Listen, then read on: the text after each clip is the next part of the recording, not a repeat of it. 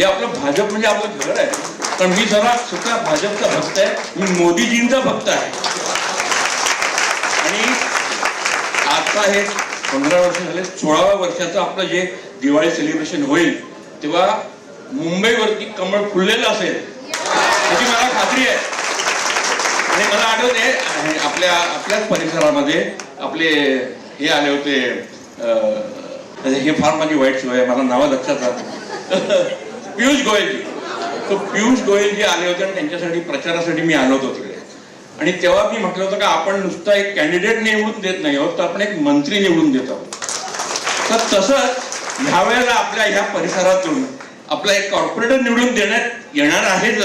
पण तो एखाद्या दिवस सांगता येत, कारण भाजप नवीन नवीन लोकांना संधी देत असते, म्हणून सांगता येत नाही का एखाद्या ह्या वेळेचा महापौर सुद्धा इथून निवडून गेलेला असेल.